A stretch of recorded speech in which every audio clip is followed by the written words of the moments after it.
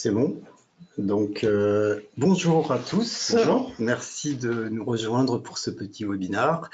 Donc, on va commencer par se présenter. Donc, je suis Jean Humblot, l'un des deux co-directeurs de la société de J-Process, et je suis accompagné de Nabil Alamine, chef de projet digital donc chez J-Process.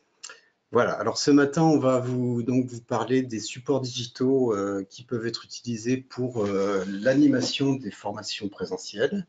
On va peut-être revenir sur le PowerPoint.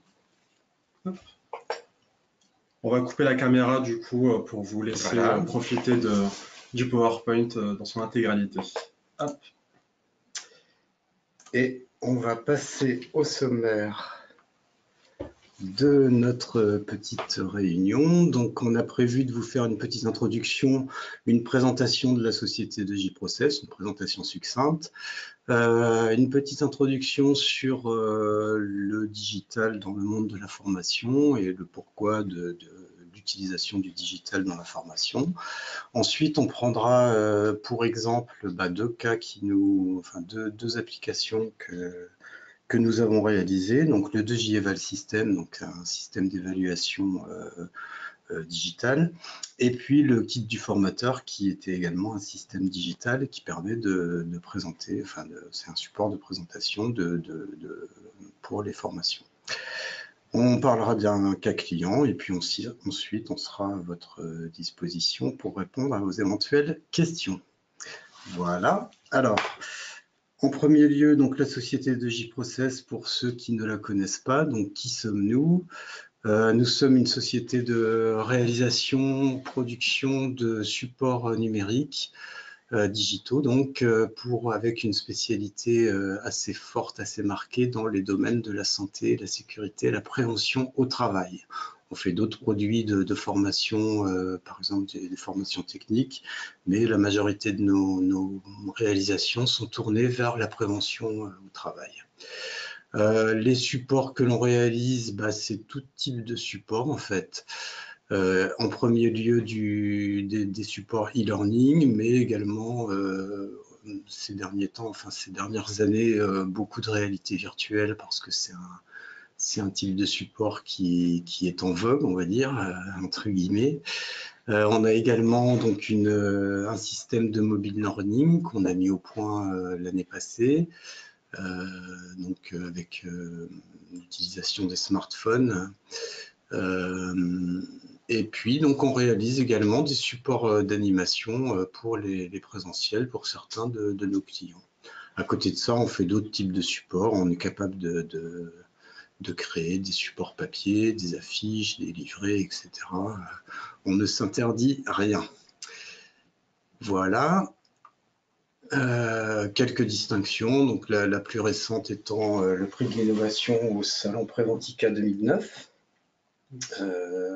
On a également été sélectionné en 2019, pas 2009. En 2019, on a été également sélectionné pour participer au CES de Las Vegas par rapport à nos applications de réalité virtuelle.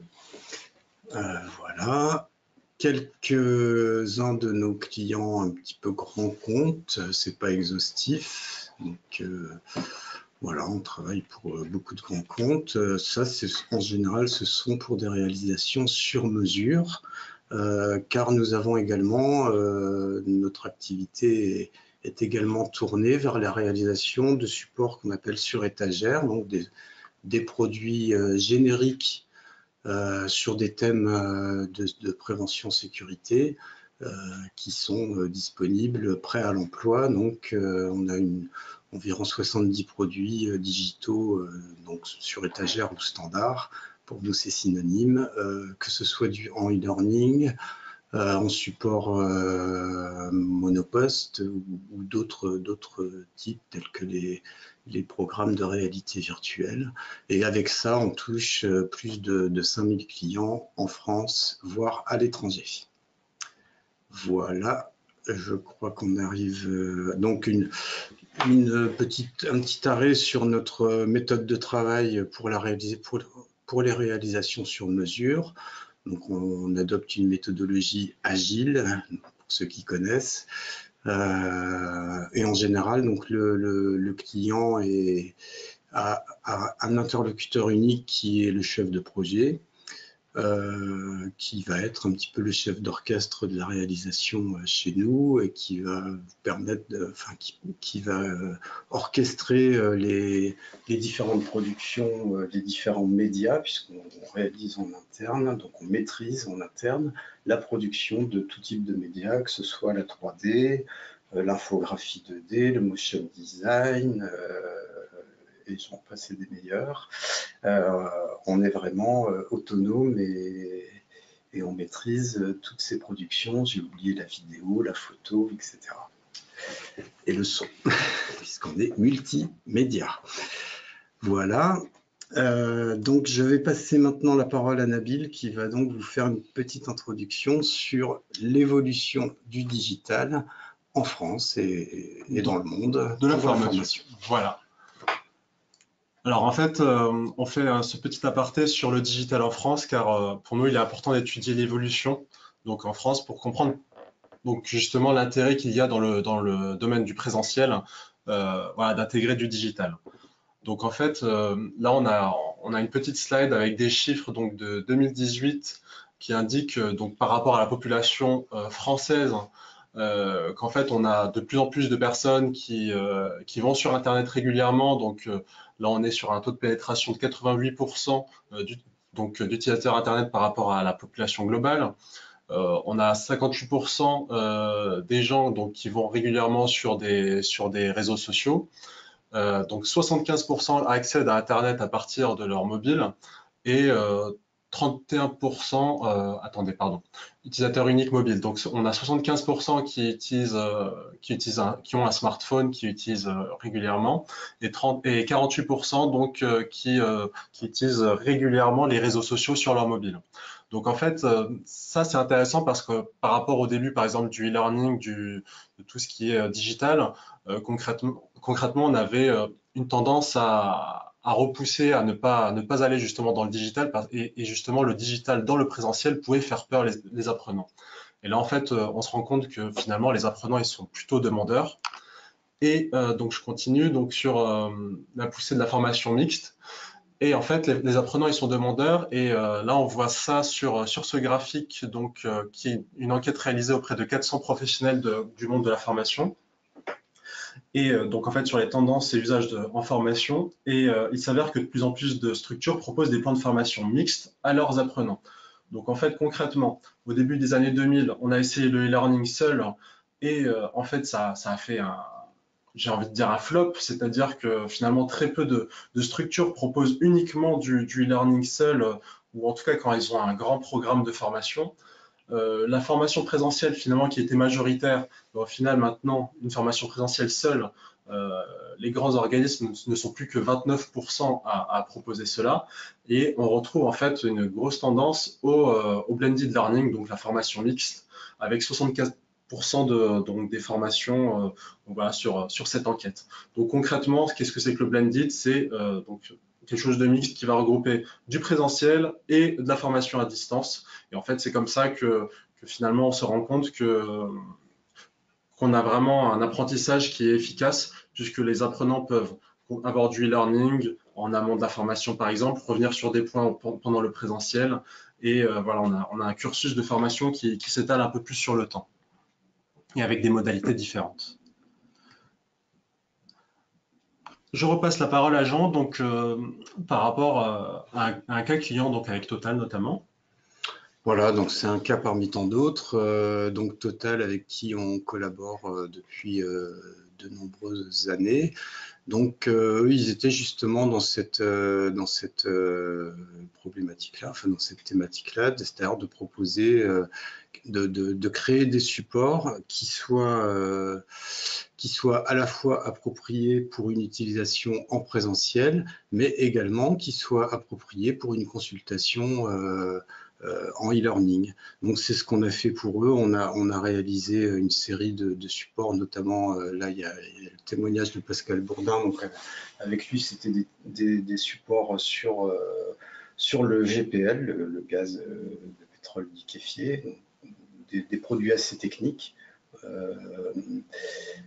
qui ont été réalisés, juste, voilà, comme je disais, pour à la fois en vue d'être autonome, c'est-à-dire d'être en autoconsultation sur une plateforme e-learning, mais également de servir comme support pour l'animation des sessions présentielles. En fait, les supports qu'on a réalisés se prêtent aux deux utilisations. Dans d'autres cas, là c'est l'option qu'on avait prise avec Total. Dans d'autres cas, on pourra décliner, on pourra faire des déclinaisons à partir d'une base un petit peu commune. On peut décliner en vue d'une utilisation présentielle et en vue d'une utilisation en e-learning, par exemple. Alors, on continue. On continue. Alors, on va revenir sur quelques chiffres, sur quelque chose d'un peu plus théorique. Donc, pourquoi le digital pour vos formations? Donc, le digital devient un enjeu majeur dans le cadre d'une formation, ce qui va permettre aux différents acteurs de la formation de se distinguer, pardon, au niveau du secteur. Enfin, c'est un secteur concurrentiel aujourd'hui, la formation présentielle, et donc le digital est un outil qui permet de se distinguer.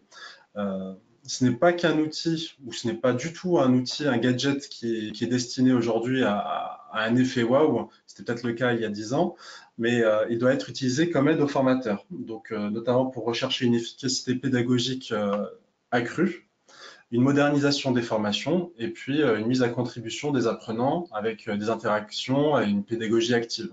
Donc tout ce que vous avez comme interaction en e-learning, on peut très bien imaginer l'intégrer dans du présentiel avec des outils et des interactions appropriées. Alors, donc, au sein de la même enquête donc, qui avait été diffusée auprès de 400 professionnels de la formation, donc ils ont posé la question pourquoi passer au digital learning? Et on voit en fait que, effectivement, comme on vient de le dire, un tiers des personnes qui ont répondu indiquent que c'est pour améliorer l'efficacité pédagogique des formations. Donc, c'est vraiment quelque chose en quoi ils croient aujourd'hui. Et donc, pour être plus réactif face aux enjeux du marché à hauteur de 23%, pour réduire les coûts de la formation à hauteur de 19%. Donc, ça, c'est un fait aussi, notamment quand vous avez un déploiement voilà, qui nécessite une logistique parce que du coup, vous êtes éparpillé aux quatre coins de la France, etc. Donc, c'est pas mal en fait de mêler aussi du digital donc dans vos cursus de formation. Pour améliorer l'image de la structure, donc 17%, donc c'est un fait, intégrer du digital, c'est quelque chose de moderne et effectivement de plus en plus d'apprenants sont sensibles à cela. Pour suivre les tendances, 7%, pour répondre à ce que demande ma hiérarchie, et car c'est la fin imminente du présentiel. Donc comme on l'a vu tout à l'heure, ce n'est pas du tout le cas puisque effectivement on est plus sur une logique de blended learning que sur la fin du présentiel au détriment au bénéfice pardon, du e-learning. Alors, je repasse la parole à Jean, donc sur un cas concret, sur un de nos outils, le 2J Eval System. Voilà, alors le 2J Eval System, donc on ne va pas en faire la démonstration aujourd'hui parce qu'on l'a déjà faite et on sera à votre disposition si vous voulez en savoir plus. Simplement, je vais rappeler en quoi ça consiste. Donc, c'est un dispositif qui permet à l'aide de tablettes ou de smartphones de réaliser les évaluations en présentiel. Hein, donc on est bien dans un cadre de formation présentielle, mais de pouvoir gérer d'une façon digitale et on va dire moderne et efficace toutes les parties d'évaluation des stagiaires. Donc comment c'est architecturé? Donc c'est conçu autour d'un serveur. Donc on le fournit. Vous voyez ce petit boîtier que je pourrais montrer à la caméra si vous voulez, mais que vous pourrez voir dans les vidéos de présentation.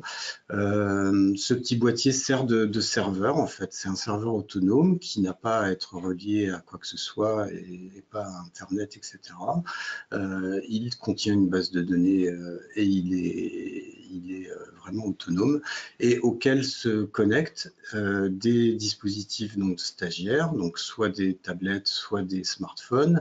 Le formateur également a une connexion vers ce serveur pour gérer les questionnaires d'évaluation.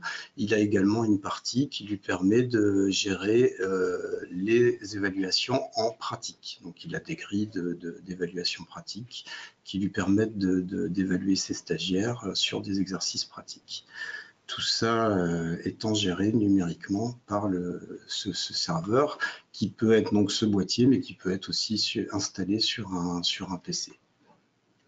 Voilà, donc ça permet donc de créer donc sur ce dispositif, on peut proposer des contenus tout prêts. C'est le cas par exemple pour les évaluations pour les habilitations électriques. On propose une batterie de questionnaires d'évaluation conforme à la norme C18510 sur les habilitations électriques, mais vous pouvez aussi, à partir du moment où vous êtes équipé de ce système, créer vos propres batteries de questionnaires. Il y a un système auteur qui permet ça.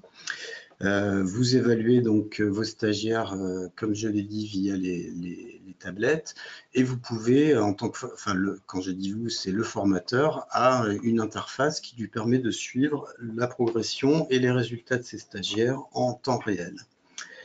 Le dispositif, donc rapidement, permet également de gérer des feuilles d'émargement numériques, pareil, en utilisant les tablettes, les stagiaires peuvent émarger aux différentes étapes de leur formation présentielle, et tout ça est enregistré dans le serveur. On génère également automatiquement des attestations de fin de stage, donc les résultats en gros des évaluations qui ont été faites. Il peut y en avoir plusieurs dans un même stage.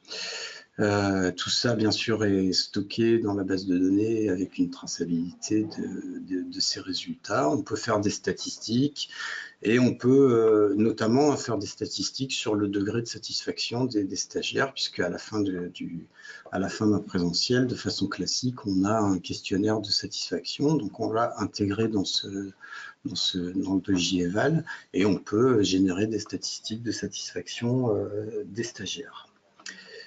À savoir, donc tout ça permet d'avoir une évaluation donc en présentiel un petit peu moderne. On n'est plus sur les évaluations papier-crayon qu'il fallait corriger à la main, etc. On a quelque chose de plus moderne qui est plus valorisant peut-être pour les stagiaires et qui permet vraiment d'avoir une démarche d'évaluation vraiment cadrée, vraiment bien rigoureuse, et ça permet notamment ça peut être valorisé pour les certifications des formations, pour l'éligibilité des formations, par exemple au CPF, etc. Donc c'est un outil intéressant pour ça. À savoir que c'est un système qu'on fait évoluer en fonction des retours de nos utilisateurs, et à savoir que là on est en train de préparer une évolution importante, donc qui va être une version 3. Donc on va garder la même architecture d'utilisation, simplement on va adjoindre à ce système un site internet. Donc cette fois-ci, le petit boîtier qui a une connexion, qui peut se connecter à Internet, qui peut marcher sans, mais qui peut se connecter, aura donc accès par synchronisation à un espace sur le cloud, comme on dit. Là, on y mettra donc toute la gestion des contenus d'évaluation, on y organisera des sauvegardes et aussi une centralisation des données. Par exemple, une structure qui serait équipée de plusieurs serveurs parce qu'ils ont des formateurs un peu disséminés sur tout le territoire, ils pourront centraliser par synchronisation les résultats et faire des statistiques au plan national directement sur cette plateforme web.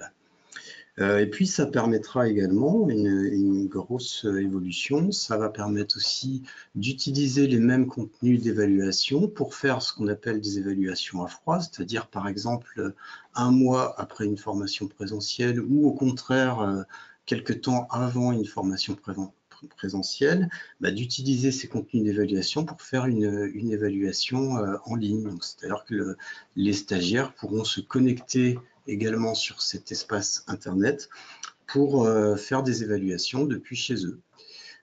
Donc c'est ce qu'on appelle l'évaluation à froid. C'est intéressant par exemple quand c'est en aval de la formation, 1 mois, 2 mois plus tard, pour vérifier que les acquis ne se sont pas complètement envolés avec le temps qui passe.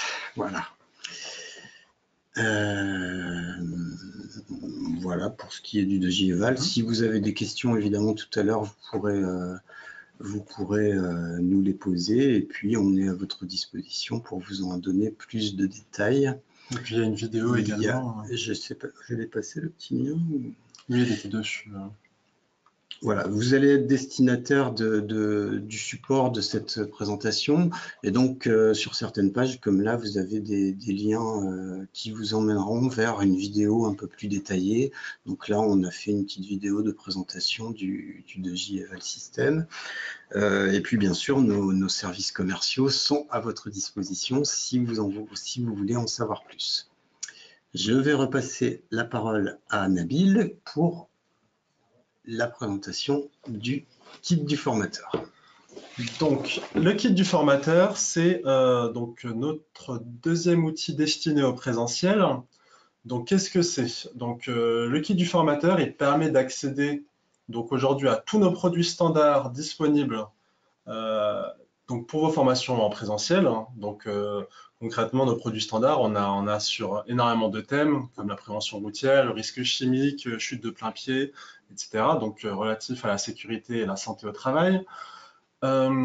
Le kit du formateur, vous l'installez sur votre poste, sur un poste, et en fait, il y a un profil administrateur qui peut créer un profil pour chacun des formateurs. Donc ça, c'est pratique notamment quand vous avez une salle de formation avec un PC fixe et différents formateurs qui accèdent à ce PC. Concrètement, le kit du formateur, là, avec les produits standards, on est sur un déroulement de e-learning classique. Mais en fait, le formateur a la possibilité soit d'afficher l'ensemble du cours, soit il peut le personnaliser, c'est-à-dire supprimer des slides, modifier les chapitres. Donc, je vais créer un nouveau chapitre pour faire une synthèse, etc. Et intégrer des slides qu'on a vu plus tôt. On a également un mode, deux types de modes, donc un mode standard où en fait on a la voix off, on a les mêmes écrans que sur nos standards e-learning et du coup le formateur peut faire le débriefing à la fin de chaque écran par exemple. Mais on a également on a pensé à un mode présentiel qui permet en fait, où en fait vous avez accès en plus de l'ensemble des écrans en e-learning, vous avez accès aux mêmes écrans, mais du coup sans la voix off, et où le formateur doit cliquer pour déclencher en fait chacune des animations. Donc voilà, comme si vous étiez sur un PowerPoint, et du coup ce qui permet, donc on reviendra dessus plus tard, mais ce qui permet de dynamiser un peu plus le présentiel. Voilà, la philosophie de tout ça, c'était en fait parce que l'expérience montre qu'on ne peut pas proposer des supports de formation à des formateurs, des supports complètement fermés, parce que souvent ils s'y retrouvent pas, ils ont du mal il y a des choses qui leur conviennent pas. Donc ce qu'on a voulu faire, c'est quelque chose de vraiment modulable, à la fois fournir des supports digitaux, des animations, etc. sur les thématiques qu'on aborde régulièrement, mais en laissant une marge importante au formateur pour faire un petit peu, pour organiser sa formation comme il le souhaite. Et s'approprier le support, oui, tout à fait. De plus, on avait une forte demande concernant des ressources. Donc concrètement, un formateur peut être amené à vouloir utiliser une image externe, une vidéo, un son, des documents, un PDF, etc. Donc là, concrètement, le formateur, il peut y accéder directement dans son cours. Et enfin, on aura une fonctionnalité donc, de partage des formations personnalisées. Donc, par exemple, un formateur qui va créer pour un client une formation, donc qui s'y prête bien. Eh bien, en fait, plutôt que chaque formateur sur le réseau recrée le même support, et en fait, on pourra tout simplement exporter voilà, de la formation créée pour le client et la partager avec ses collègues. Voilà. Donc, on reviendra un peu plus tard sur une démonstration. Donc, je termine en disant que par rapport à nos supports standards, qu'en fait, donc il s'applique vraiment sur le kit du formateur s'applique sur tous nos produits standards, qui sont des produits voilà, qui sont composés effectivement de photos, de vidéos, de 3D, donc qui peuvent être techniques, ou alors ça peut être des scénettes, on a des animations, il y a également de la 2D, et puis également des interactions voilà, qui se prêtent bien à l'e-learning, mais qui sont également des supports de formation présentielle qui peuvent être intéressants. Donc avec des questions, avec des recherches de risques, etc. Voilà. Donc ce que je vous propose maintenant, c'est de vous faire une petite démonstration de l'outil. Alors là, concrètement, on se retrouve sur la page de connexion lorsque vous lancez l'exécutable. Donc encore une fois, c'est un exécutable qui est installé sur votre poste. Vous n'avez pas de connexion à Internet, donc du coup, pas de problème de latence, de bug, etc. Donc, lorsque vous installez, on a un identifiant déjà pour se connecter en tant qu'administrateur, donc admin. Là, l'administrateur, pardon, il a la possibilité, donc là, j'avais créé un tuteur, mais il a la possibilité d'en créer un nouveau, avec ajouter un nouveau tuteur, donc très simplement un nom, un prénom, un identifiant et un mot de passe. Ce qu'on appelle tuteur, c'est le formateur. Voilà, donc hop, on en crée un. Hop, et voilà. Et ce nouveau tuteur formateur va s'ajouter donc à la liste des tuteurs. Concrètement, cet écran, il n'apporte pas d'autre chose. On peut modifier éventuellement un tuteur ou le supprimer.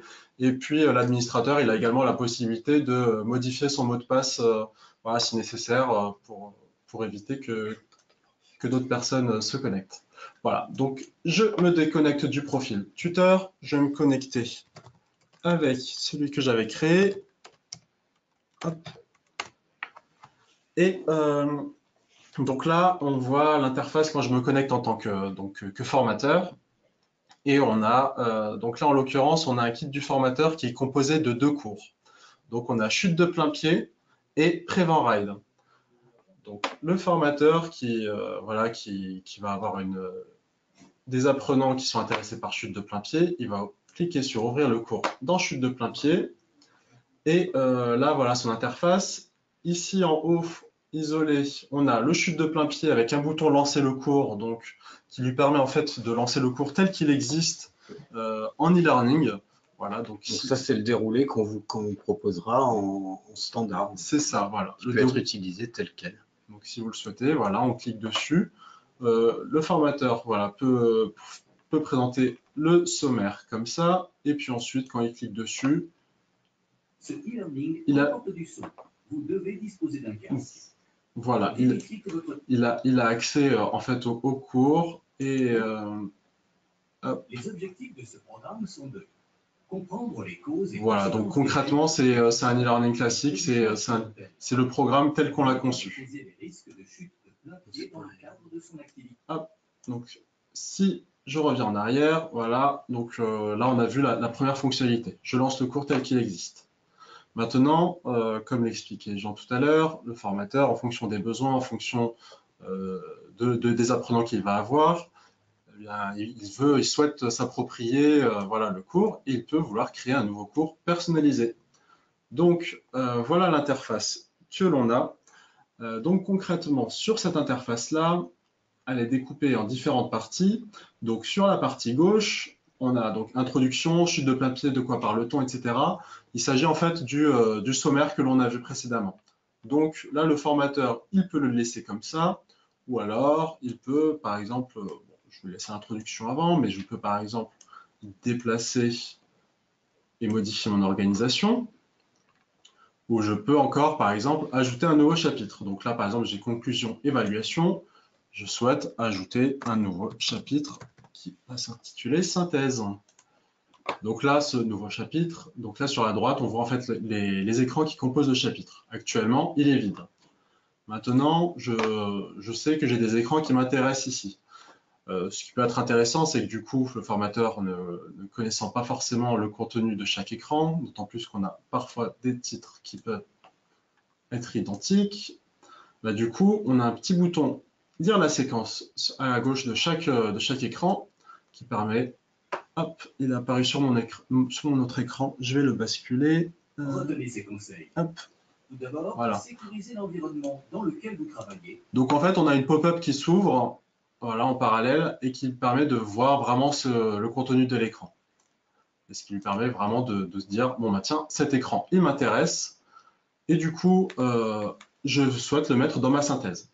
Donc concrètement, soit vous pouvez utiliser les raccourcis clavier, soit vous avez sur la gauche de l'écran des boutons qui sont assez intuitifs. Donc on a la possibilité de couper l'écran. Donc je ne le veux plus dans cette partie, je le veux par exemple uniquement dans ma synthèse, ou alors je veux le copier. Donc je clique dessus, on a des pointillés autour, je vais dans ma synthèse et là, je veux le coller et il apparaît ici. Un autre exemple, c'est par exemple, je veux sur ce chapitre, je veux 2 écrans. Bien écoutez, vous avez la possibilité d'en sélectionner plusieurs, de les copier et de les coller. Donc tout à l'heure, je vous ai montré que vous aviez la possibilité de modifier l'agencement des chapitres. Vous pouvez également le faire avec les différents écrans. Ensuite, une autre fonctionnalité donc, qui est intéressante, c'est donc là justement on a plusieurs écrans qui ont le même nom.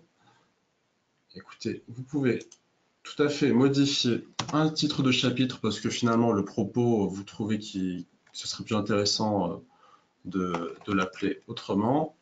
Définition de la chute. Hop. Et voilà, on a renommé l'écran et du coup le produit à la fin que vous afficherez aura ce nom-là. Ça sera affiché si on le prévisualise. Par contre, dans la prévisualisation, le programme conserve encore l'ancien affichage, mais c'est bien enregistré. En fait, il faut enregistrer pour qu'ensuite ce soit pris en compte. Donc, pour information, vous pouvez faire la même chose avec le nom du chapitre et également avec le cours qui de base s'appelle Mon nouveau cours, mais on va l'appeler webinar. Voilà. Vous voyez également à droite de chaque écran une corbeille. Donc, je ne m'intéresse pas aux chiffres. On a à chaque fois une petite pop-up qui vous avertit que vous allez supprimer. Je ne m'intéresse pas à ça et à ça non plus. Mais au final, vous vous rendez compte que vous vous dites que ça pourrait être intéressant. Vous avez ce petit bouton à droite, donc en haut au niveau du chapitre.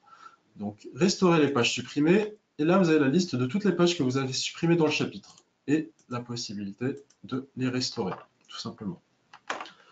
Donc, voilà pour cette petite présentation donc, de l'éditeur. Ensuite, on peut enregistrer le cours. Le cours a été correctement sauvegardé, donc qui s'affiche en haut. En haut à gauche, je reviens en arrière. Et là, dans mes cours personnalisés, j'ai le webinar qui a été créé. Donc, le webinar, le nouveau cours qui vient d'être créé. J'ai un bouton donc de lecture sur la droite. Et si je le lance, on voit que j'ai ce chapitre synthèse que je viens de créer et qui comporte du coup Les accidents de plein pied mes écrans.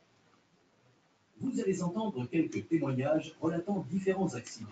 Voilà, je ne m'attarde pas plus dessus. Hop. Donc, une dernière chose, donc sur les cours personnalisés, vous avez la possibilité donc toujours de modifier le cours, rien n'est définitif, vous pouvez retourner sur l'éditeur. Vous pouvez également dupliquer le cours, donc par exemple, vous avez passé du temps à créer un cours personnalisé pour un client, vous souhaitez faire une modification mineure pour un autre client, vous le dupliquez et vous avez du coup cette copie qui est là. Vous pouvez également bien sûr le supprimer. Donc voilà. En haut, vous avez donc 2 onglets avec les cours, mais je vous ai parlé tout à l'heure des ressources. Donc comment ça se passe? Ah oui, je les avais déjà intégrés, donc c'est pas malin. Je pouvais le supprimer, voilà, par exemple. Donc, dans cet onglet, en fait, vous avez accès à toutes les ressources qui vont être accessibles dans le cours chute de plein pied. Donc, en fait, les ressources, elles sont vraiment propres à ce cours. Comme je vous ai montré tout à l'heure, comment on se connecte en tant que tuteur. Si vous n'avez qu'un seul produit, vous aurez directement l'interface du produit. Mais si vous en avez plusieurs, par exemple chute de plein pied, un produit sur la prévention routière, un produit sur le risque chimique, etc., bien alors les ressources, elles seront propres à chacun des produits. Donc là, en l'occurrence, j'ai quelques ressources, mais vous pouvez en ajouter de nouvelles. Donc là, j'ai une pop-up qui s'est ouverte chez moi, voilà ici, et vous pouvez en ajouter d'autres. Donc voilà.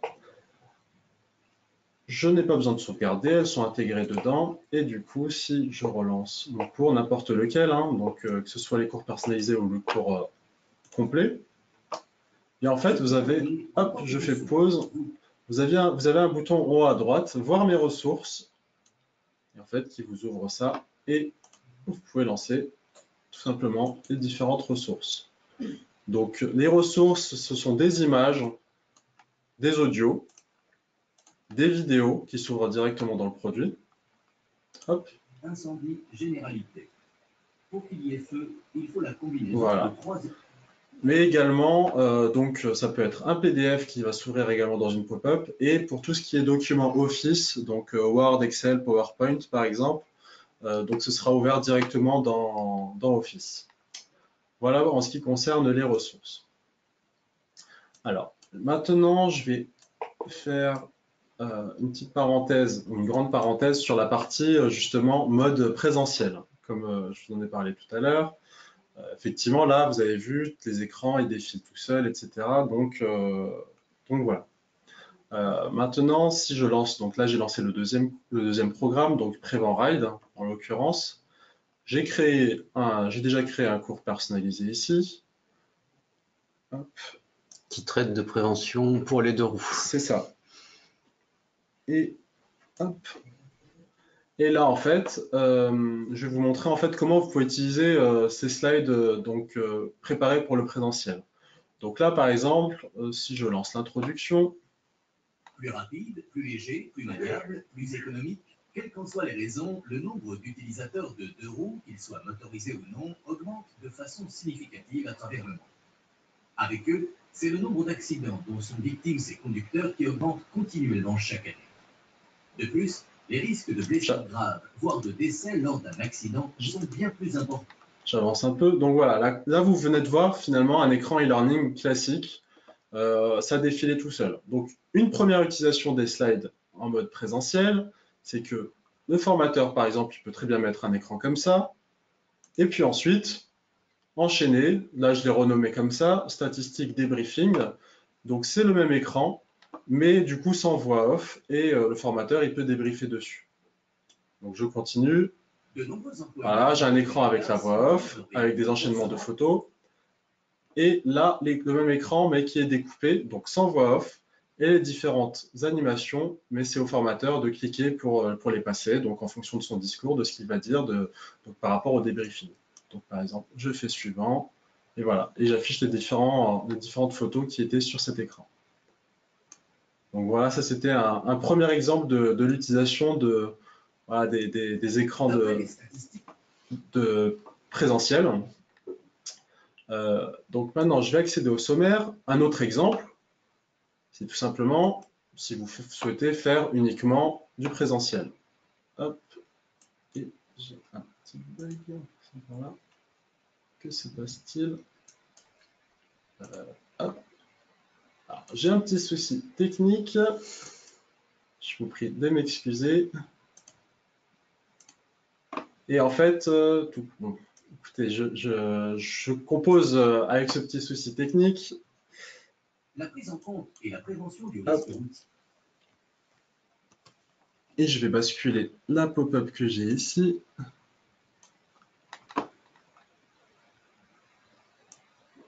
Et en fait, concrètement, l'autre solution, j'aurais pas dû mettre ça en plein écran, l'autre solution, en fait, donc de vos chapitres présentiels, plutôt que de composer, donc comme sur l'introduction, avec des slides complètes, puis des slides de débriefing, c'est d'avoir par exemple que des écrans voilà, adaptés pour le présentiel et que le formateur fasse toute la présentation ainsi, sans la voix off. Et donc voilà.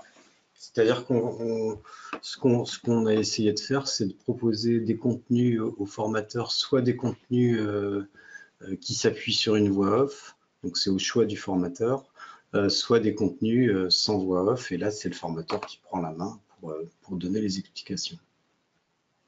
Voilà. En ce qui concerne la présentation, bon, outre ce petit souci technique, je pense avoir fait le tour et puis je serai disposé à répondre à vos éventuelles questions en fin de présentation. On revient sur le support PowerPoint. Hop. Voilà. Je laisse la parole à Jean. Donc oui, le cas client, c'était pour évoquer un de nos clients en particulier. Donc, et pourquoi on a choisi celui-là? Parce qu'il est utilisateur des deux systèmes, enfin de deux systèmes très approchants. C'est donc les centres Centaure qui sont donc spécialisés dans la sécurité routière, hein, donc qui ont des pistes. Ils ont plusieurs centres dans toute la France. Ils ont été c'est même le premier utilisateur du 2J Eval System, puisque c'est un système qu'on a mis au point, enfin la première version, on l'a mise au point en collaboration avec eux. Et ils l'utilisent notamment pour une formation qu'ils ont mis en place assez récemment, enfin il y a quelques temps maintenant, donc qui s'appelle la formation Carte Pro, donc c'est une formation sur 2 jours, et toute la partie évaluation des stagiaires est réalisée avec le 2J Eval System, parce que c'est une formation qui est certifiante.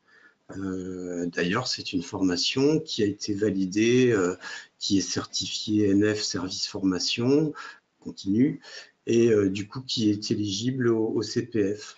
Alors le 2J Eval System, c'est un élément qui a pu être un argument pour le fait que cette formation soit certifiée NF et puis soit éligible au CPF. De la même façon, on a réalisé donc, pour les centres Centaure toute une série de supports, et dernièrement donc un système très proche du kit du formateur que Nabil vient de vous présenter, puisque c'est un support qui a une logique un peu similaire, mais avec quelques spécificités pour le fonctionnement propre des centres Centaure. Voilà. Un dernier exemple, alors un dernier type de support qu'on peut réaliser, qui peuvent être intéressants à utiliser dans le cadre de formation présentielle, ce sont les supports de réalité virtuelle. Effectivement. Donc la réalité virtuelle, c'est quelque chose qui est couramment utilisé maintenant dans le cadre de présentiel et qui permettent de montrer, voilà, sans avoir les outils, par exemple, d'un lieu, etc., donc à disposition, de les amener directement dans la salle de formation. Donc, ça permet une immersion en toute sécurité, une expérimentation de situation à risque et un entraînement aux gestes du métier. Donc là, on va vous montrer un petit exemple donc avec SNCF. Donc c'était pour un plan de prévention en multijoueur, mais dans un cadre présentiel. Et c'est ce qui nous a permis de gagner notamment le prix d'innovation à Préventica cette année. Donc là, on a quelques écrans, voilà, de l'environnement donc en réalité virtuelle de la SNCF. Donc on est dans un technicentre. Et en fait, on va avoir trois personnes donc, qui sont dans la même salle, qui ont des casques sur la tête et qui vont évoluer donc, dans l'environnement afin de préparer justement le plan de prévention qui aura lieu quelques temps après, donc avec différents scénarios, un trou dans la toiture par exemple, et d'autres scénarios. Et donc ces personnes-là, donc les 3 apprenants, ont chacun un rôle et vont devoir échanger donc à l'oral justement pour évoluer dans l'environnement et diagnostiquer les bons éléments. Et voilà dans le jeu. Donc concrètement, nous avons les personnages non joueurs. Donc il y en a un à gauche qui est sur ses jambes et puis les 2 autres qui sont nos camarades, donc qui évoluent avec uniquement le buste et qui peuvent bouger la main et qui peuvent se déplacer bien évidemment. Donc là, concrètement, on a une vue du formateur, donc qui est également avec les apprenants qui sont en train de passer, donc avec les 3 personnes, puisque le formateur a une interface où il voit, donc qui est découpée en 4, où il a une vue de chacun, de ce que voit chacun des apprenants, mais également une vue de type caméra de sécurité, donc une vue du dessus voilà, qui peut changer. Et le formateur, en outil, il a également la possibilité de déclencher un certain nombre d'événements. Donc, par exemple, un certain nombre de risques sont disposés dans l'environnement, donc il peut justement amener les apprenants à interagir, enfin, il peut leur poser des questions à ce sujet. Est-ce que pour vous, cette situation est normale? Il peut également déclencher des situations à risque, et donc par exemple un train qui démarre et qui sort du hangar, un chariot qui passe par là. Voilà, donc ce type de risque. Et donc voilà, le formateur, il est complètement acteur également de cette formation.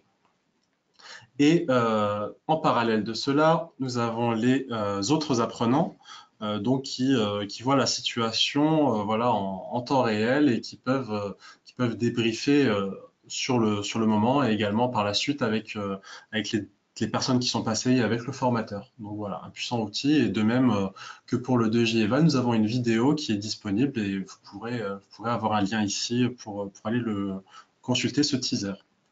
Voilà. Voilà, ce sont des outils qui, au-delà de leur efficacité purement pédagogique, contribuent un petit peu à valoriser et la formation et les contenus de formation. Quand on fait des formations sur un métier particulier, je trouve que c'est assez valorisant d'utiliser des supports modernes et attractifs tels que ceux-là. Voilà, nous sommes arrivés au bout de cette présentation. Alors, je ne sais pas s'il y a des questions. Hop. Alors, on a un onglet questions. Le 2J Eval est-il éligible dans le cadre d'un diplôme RNCP? RNCP.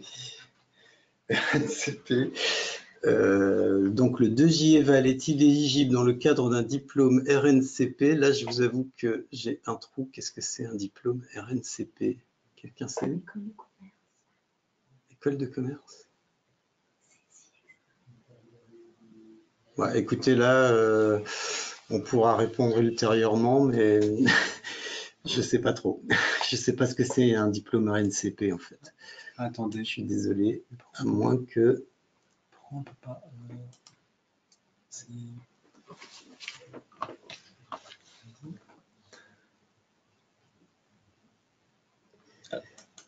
Nous, on a un petit souci pour lire les questions. Merci. Justement, c'est ce qu'on essaye de faire. C'est quoi cette flèche? Ah, c'est en bas, il me semble. Ouais, c'est... Ouais, c'était ça. Ah, voilà. Hop. Alors... Pourquoi ça revient à sa taille Bon, on va... Excusez-nous. Donc RNCP, Répertoire national des certifications et diplômes. Je sais pas. Hop. On va remonter sur les questions. Donc on avait un petit souci pour comprendre le fonctionnement. Alors. Avez-vous déjà travaillé avec beaucoup d'organismes de formation? Oui, on a déjà collaboré avec bon nombre de structures de formation, petites ou grandes. Bon, je ne sais pas s'il faut les citer, je ne les ai pas tous en tête, mais on a travaillé avec pas mal d'organismes de formation, y compris l'Éducation nationale d'ailleurs, qui est un grand organisme de formation. Et le 2J Eval System, par exemple, est utilisé par déjà une bonne... je ne sais pas exactement le nombre, mais par beaucoup d'organismes de formation.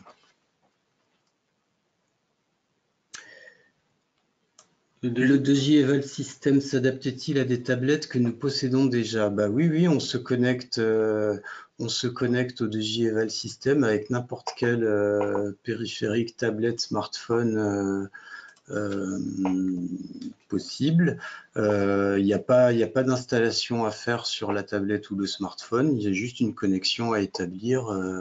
Au début, c'est une connexion Wi-Fi, donc c'est très simple à réaliser. Et donc, on peut imaginer d'ailleurs que les stagiaires utilisent leur propre smartphone s'ils en sont équipés pour se connecter et réaliser leurs évaluations, ou bien, comme le font pas mal quand même d'organismes, ils distribuent des tablettes à leurs stagiaires quand arrive le moment de faire des évaluations.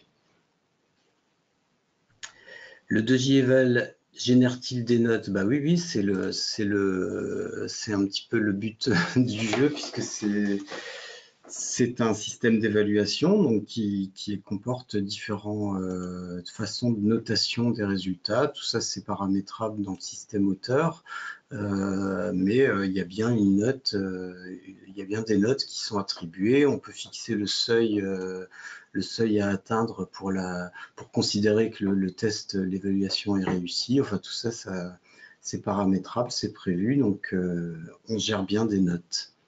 Hop. Bon, si on reste sur 2J Eval.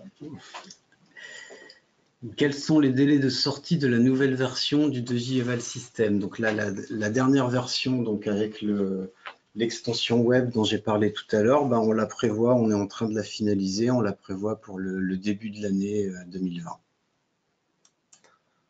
Alors, pour le kit du formateur, le nombre de sessions est-il limité? Concrètement, l'administrateur, il peut créer autant de tuteurs qu'il le souhaite et de même, le tuteur, ensuite, derrière, peut configurer autant de cours personnalisés qu'il le souhaite également. On n'a pas de limite à ce niveau.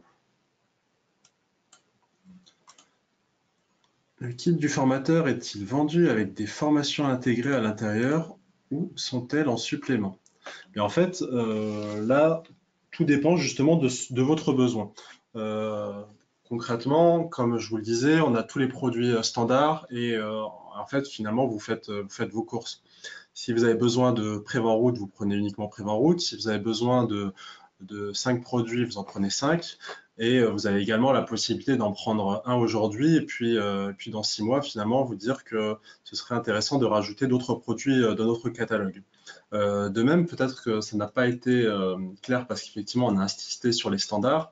Il est tout à fait possible, à partir d'un sur-mesure qui a été fait en e-learning, par exemple, ou même de demander, par exemple, un sur-mesure présentiel pour cet outil. Et par exemple, de demander toute une bibliothèque d'écran et pour qu'ensuite le formateur puisse voilà, personnaliser sa formation et l'adapter en piochant dans une liste d'écran. Voilà. Donc ça, c'est une possibilité qu'effectivement, je n'ai pas forcément présentée. Alors, est-ce possible d'avoir une version de démo du kit de formateur? Écoutez, ça aussi, c'est quelque chose de possible. On peut tout à fait imaginer vous mettre à disposition voilà, une version avec quelques écrans de plusieurs programmes. Et comme ça, ça vous permet de prendre en main l'outil et de savoir s'il correspond à votre besoin. Voilà, ce que je n'en doute pas. Merci de nous indiquer le modèle économique par retour de mail SVP. Bah oui, il n'y a pas de souci, on pourra vous informer sur les modalités tarifs, etc. Ou sinon, je vous encourage à nous contacter, enfin à contacter nos commerciaux qui se feront un plaisir de vous renseigner sur ces questions tarifaires et autres.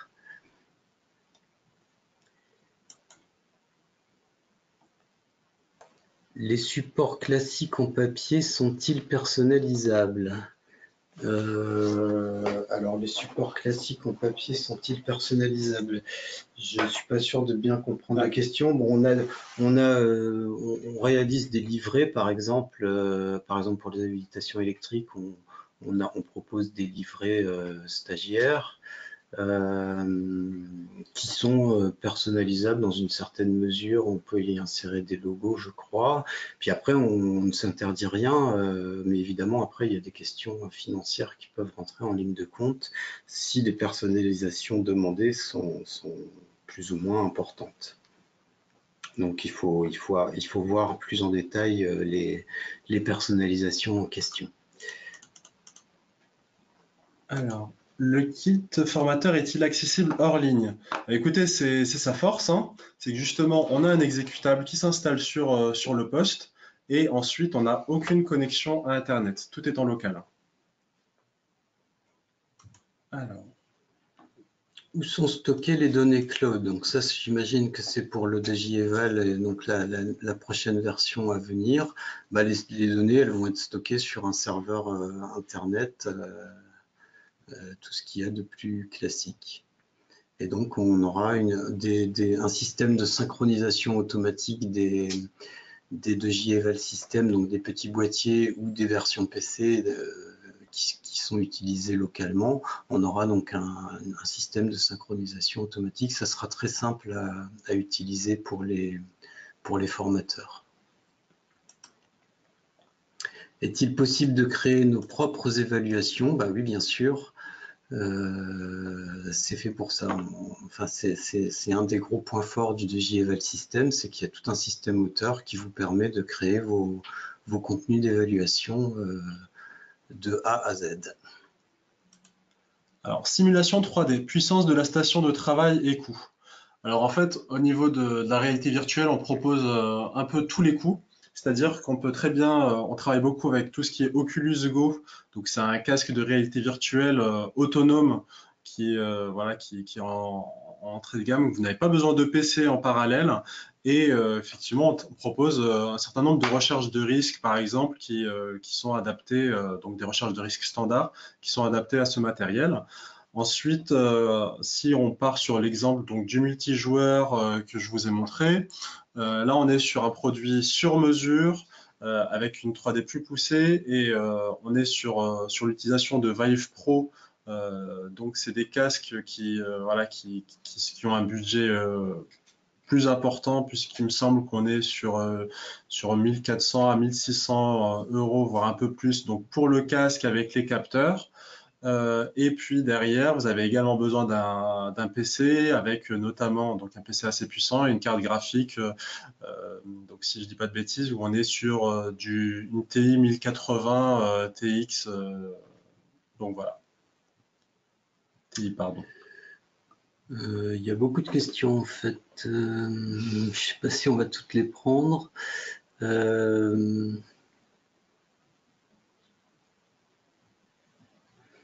Chez vous, les données cloud ou en France?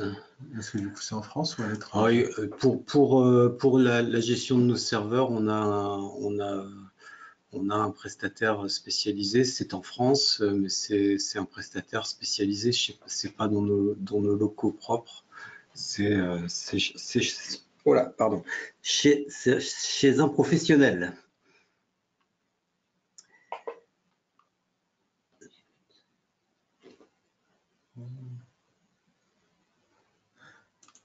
Alors, les modules de formation proposés dans le kit sont-ils maintenus à jour vis-à-vis de la réglementation? Donc nous, on met à jour régulièrement nos produits standards par rapport à la réglementation notamment. Maintenant, si voilà, on est aussi à l'écoute de nos clients, voilà, et si éventuellement vous constatez ou vous apprenez que prochainement il va y avoir une réglementation, nous on reste toujours à l'écoute, voilà, pour faire évoluer positivement dans nos produits. C'est pas du tout un souci. On prend encore quelques questions. Il y a vraiment beaucoup de questions. Ouais.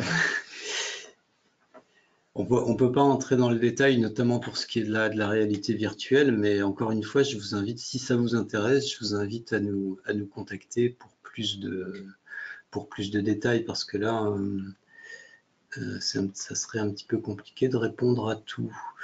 Ça, c'est bon. Hop.